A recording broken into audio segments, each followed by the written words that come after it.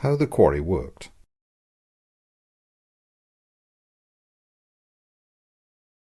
Who did what in the quarry? Each person in the quarry had their own skill or trade.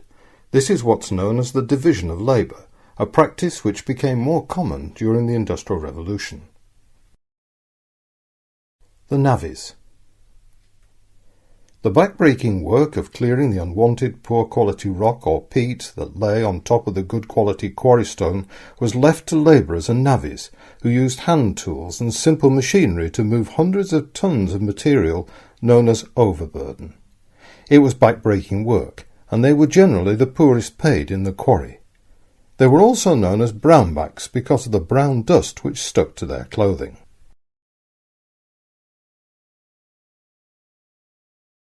Rock-getters. The rock-getters were tough men who knew how to extract large pieces of rock from the quarry face using crowbars and other tools, splitting the blocks of stone into convenient sizes ready to be moved in the quarry. Rock-getting was not only skilled, but an extremely dangerous job, with many men being injured by rockfalls and similar accidents. Splitting open the rock was a special skill handed down from father to son. The ancient method of splitting the rock is still used today. So how was it done? First of all, a line of holes was drilled into the rock where the rock-getter wanted the split to occur. In the early days, drills were operated by hand, and later by air drills as technology developed. Next, plugs and feathers were placed into the hole or holes. A plug is a tapered steel wedge and the feathers are two steel sleeves. The plug is hammered into the hole between the feathers, and as the plug is forced down, the feathers expand the hole until eventually the stone splits in two. In olden times, dry wooden wedges were driven into notches and soaked with water until the force exerted by the expanding wooden wedges fractured the stone. The quarry bottom man would look at the quality of the stone and decide which pieces were the best for the different products produced by the quarry before it went under the chisels of the skilled banker masons. How stone was moved around in the quarry. In the early days, men would move large blocks of stone from one place to another on wooden rollers using iron crowbars as levers. Later, wooden cranes, known as shear legs, were used to lift and drag stone to where it was needed. Gradually, many of the lifting processes were powered by small steam engines fitted with tall vertical boilers. This photograph, taken in Hutch Bank Quarry, clearly shows how steam was used to provide power for lifting and moving stone. In fact, steam engines were everywhere in the quarries. They were used for removing the overburden and for lifting and pulling large pieces of stone. The weather was often bad in the quarries, especially in winter.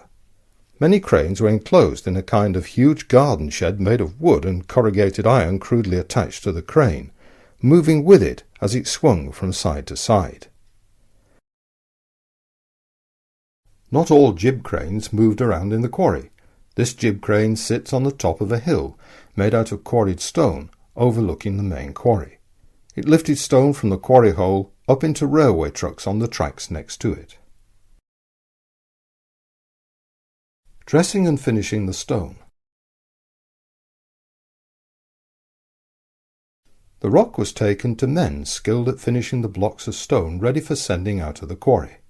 They made many things, from stone roof slates to flagstones, from ashlar blocks for important buildings and structures, through to sets for paving the streets in the growing towns of Lancashire and beyond.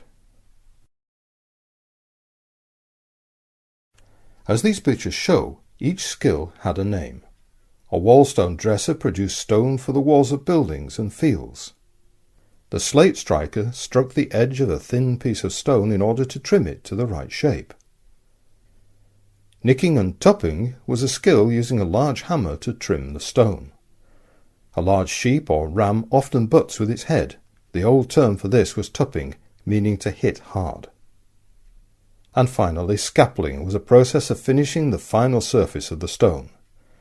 Thousands of small pieces of rock were broken off and formed piles of stone known as scaplins.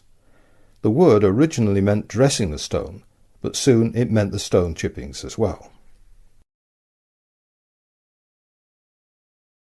During the 19th century, more and more machinery was used in the quarries. Stone was sawn to shape in many Rossendale quarries using special steam-driven saws.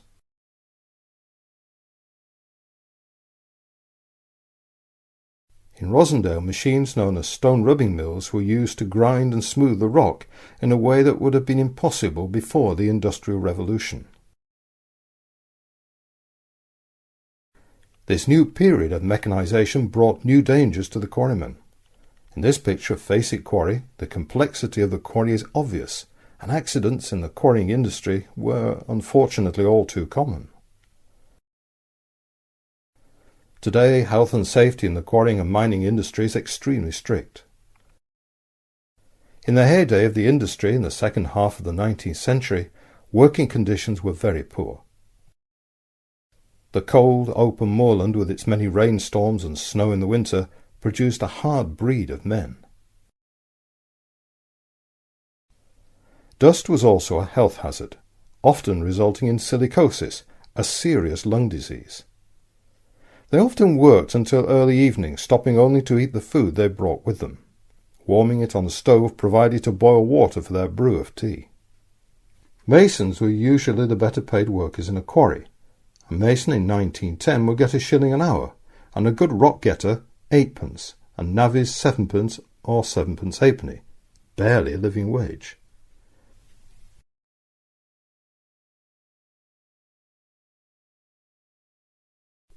Stone quarrying in Rossendale was once a major industry with extensive quarries, railway systems, and even underground stone mines. Nature begins and ends our story. Look at this picture of Siddall's quarry at Stacksteads, busily working the local stone. And now, compare it with this modern image. Soon nature will reclaim it all, but Rossendale's Valley of Stone will be remembered for many years to come through its buildings and towns of stone.